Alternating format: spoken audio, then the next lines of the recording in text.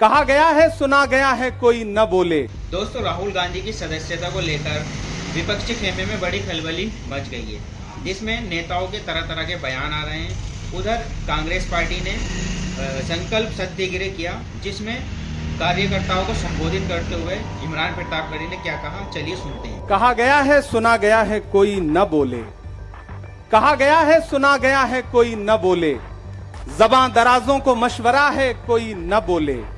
अजीब लुकनत पसंद हाकिम से वास्ता है, अजीब लुकनत पसंद हाकिम से वास्ता है, जो चाहता है जो सोचता है कोई न बोले। हमारी दाईं तरफ इस सदी का सबसे बड़ा फकीर सोया हुआ है। मैं उनकी समाधि से बिल्कुल करीब खड़ा होकर के संकल्प सत्याग्रह में मेरी आंखों के सामने तपती दोपहरी में बड़ी तादाद में मौजूद कांग्रेस पार्टी के सिपाहियों को सलाम करता हूं। नवरात्रि चल रही है, रमजान चल रहा है, मैं रोजे की हालत में हूं। आप तमाम साथी ऐसे होंगे जिन्होंने नवरात्रि के व्रत रखे होंगे, और इस पवित्र सप्ताह के बीच में हम खड़े हैं एक हाकिम की सनक के से उपजे हुए एक फैसले के खिलाफ। दोस्तों, भारत के लोकतंत्र के लिए एक मुश्किल लम्हा है ये। याद करिए, जब हाकिम की सनक की वजह से आप लाइनों में लग करके अपने पैसे बदलवाने के लिए बैंकों के साथियों से विनती कर रहे थे, चरौरी मिन्नत कर रहे थे, तब सबसे बड़ी आवाज बन के कौन बोल रहा था? राहुल गांधी। नतीजा क्या निकला? उनकी एसपीजी सुरक्षा वापस ले ली गई। याद करिए, जब गब्बर सिंह टैक्स लगा करके छोटे व्यापारियों को बर्बाद करने का सपना पाला था इस सरकार ने, तो सबसे मजबूत आवाज बन के कौन बोल रहा था? राहुल गांधी। नतीजा क्या निकला? हजारों करोड़ रुपए खर्च करके उनके पीछे ट्रोल आर्मी लगा दी गई। उनकी इमेज खराब करने के लिए जितने तरीके अपना सकती थी भारतीय जनता पार्टी, उसने अपनाया। याद करिए कि जब राफेल के मुद्दे पर, राफेल में हुई लूट के खिलाफ एक अकेला शख्स पूरे देश में खड़ा होकर के चौकीदार से पूछ रहा था कि आपकी चौकीदारी का सवाल है, बताइए सच्चाई क्या है, तब उनके पीछे 55 घंटे उन्हें ईडी के ऑफिस में बिठा करके पूछताछ की गई। मेरे भाई, उस शख्स ने क्या गुनाह किया? क्या कसूर है उनका? उनका कसूर इतना है कि जब देश में नफरतें सर चढ़ करके बोल रही थी, तो उस शख्स ने कहा कि मैं भारत जोड़ने के लिए अपने पैर के छालों की परवाह किए बगैर 4000 किलोमीटर चलूंगा। यह कसूर है राहुल गांधी का। यह कसूर है राहुल गांधी का कि वह एक शहीद पिता के बेटे हैं। यह कसूर है उनका। यह कसूर है उनका कि उनकी दादी ने इस देश की मिट्टी के लिए अपने खून का एक एक कतरा कुर्बान कर दिया। यह कसूर है उनका। आज भारतीय जनता पार्टी के लोग हाउस में खड़े होकर के, सदन शुरू होते ही 1 मिनट भी सदन नहीं शुरू हुआ रहता था, और खड़े होकर के राहुल गांधी माफी मांगो के नारे शुरू कर देते थे।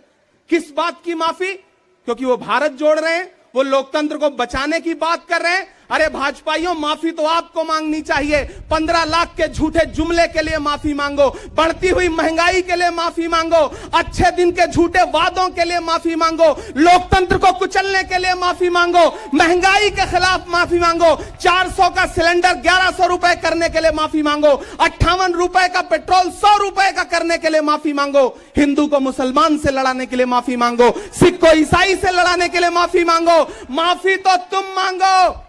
और अगर तुम ये कहते हो कि राहुल गांधी ने विदेश में जाकर के भारत का अपमान किया, तो प्रधानमंत्री जी, मैं आपसे पूछना चाहता हूं कि जब दोहा में, शंघाई में, कैलिफोर्निया में, अमेरिका में खड़े होकर के आप कह रहे थे कि भारत तो सपेरों का देश है, भारत में पैदा होना तो पाप है, प्रधानमंत्री जी, माफी तो आपको मांगनी चाहिए।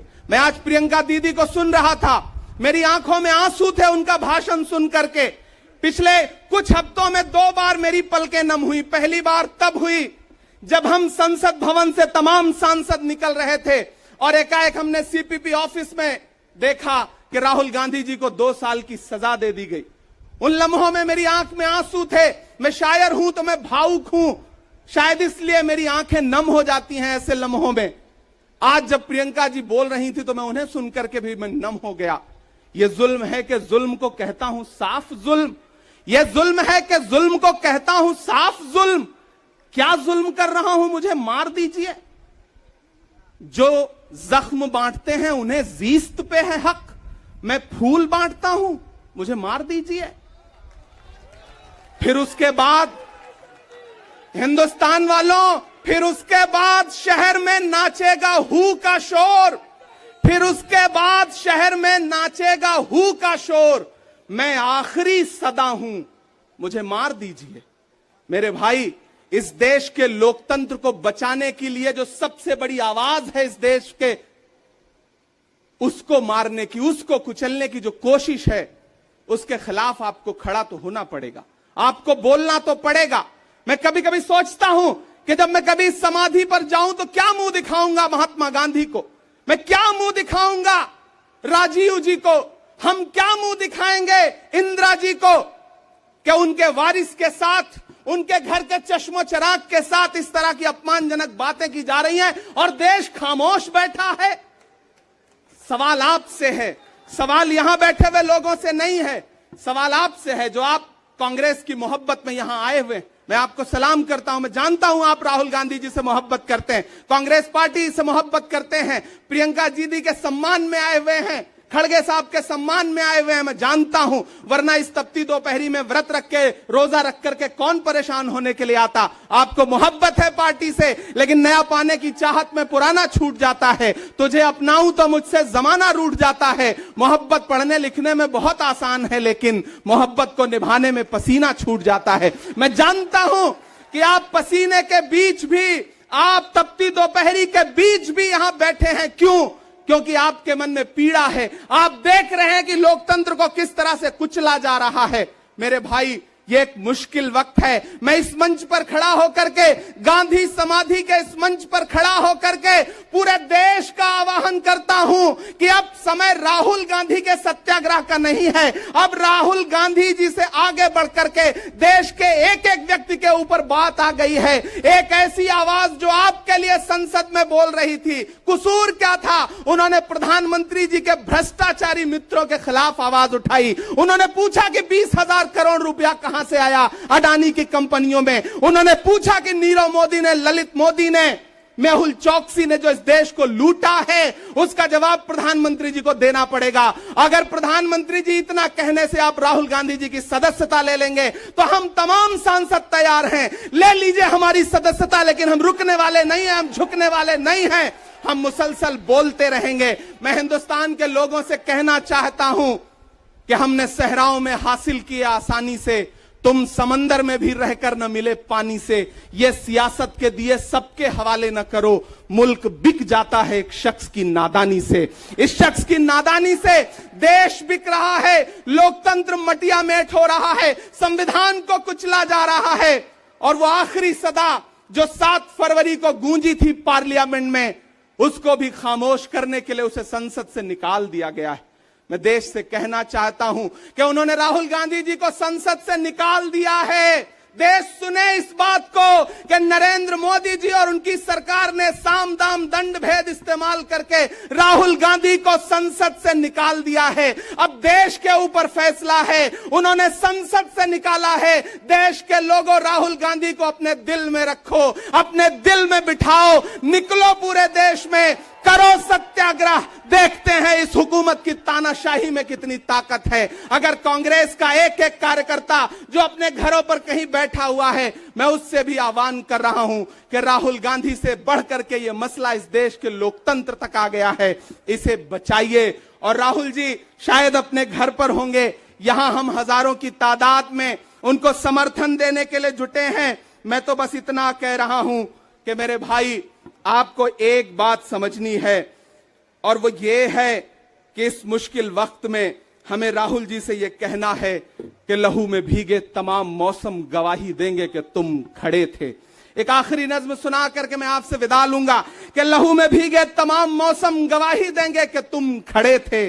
शहर का सूरज गवाही देगा कि जब अंधेरों की कोख से निकलने वाले ये सोचते थे कि कोई जुगनू बचा नहीं है, तो तुम खड़े थे, तुम खड़े थे। तुम्हारी आंखों के ताकचों में जलती मशालों ने नई मनाजिल हमें दिखाई।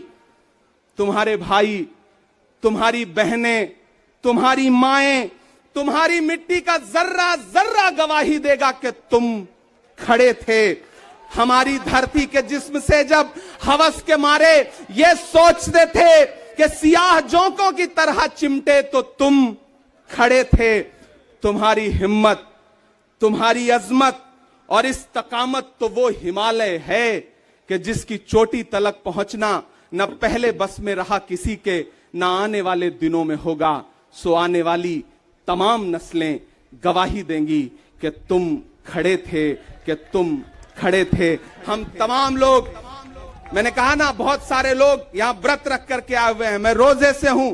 हम तमाम लोग इस देश के लोकतंत्र को बचाने के लिए राहुल गांधी जी के साथ अलल ऐलान खड़े हैं, खड़े रहेंगे और एक एक सांस तक उनके साथ खड़े रहेंगे। ये हमारा राहुल गांधी जी से वादा है, जिसे खौफ नहीं है मुरझाने का। हम उस गुल के साथ खड़े हैं, कैसा भी दौर आए, लेकिन हम राहुल के साथ खड़े हैं। कल भी खुलकर साथ खड़े थे, आज भी खुलकर साथ खड़े हैं। कैसा भी दौर आए, लेकिन हम राहुल के साथ खड़े हैं। शुक्रिया।